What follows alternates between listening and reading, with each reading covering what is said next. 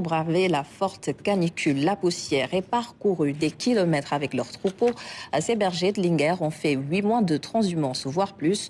De retour à la maison, ils ont bien voulu nous raconter comment s'est déroulé ce long voyage au milieu de nulle part et comment surtout ont-ils survécu à la sécheresse. On le découvre tout de suite avec Ibrahima Pabidjejou. Un retour au bercail après des mois à la recherche de nourriture pour le bétail.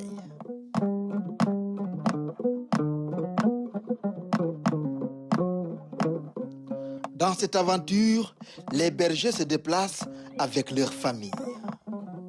Une tradition dans ce milieu. Dans leur bagage, toute une armada.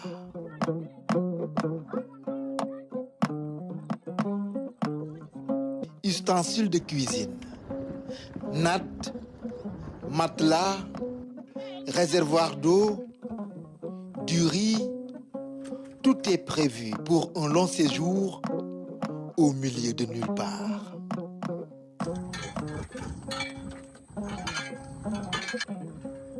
Le village de Barkedji est un des couloirs de transhumance. Une traversée très pénible. À leur départ, il n'y avait aucune goutte d'eau.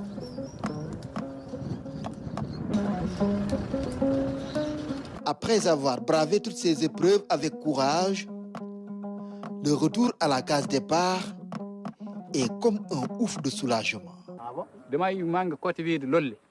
J'étais dans le nord du Saloum, plus précisément dans les localités de Loli, dans le département de Koungheul.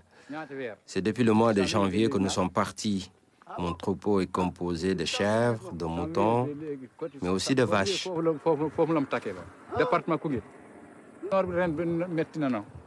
Cette année, la saison a été très dure. Il n'y avait pas assez de fourrage. Mais on rend grâce à Dieu, la pluie est de retour. Nous avons déjà enregistré de bonnes précipitations. D'ici peu de temps, il y aura beaucoup d'herbes.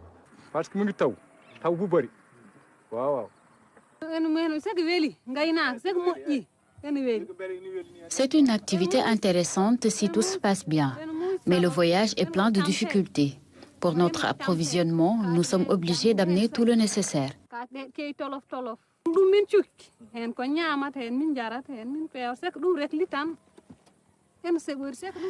Grâce à cela, nous préparons nos repas.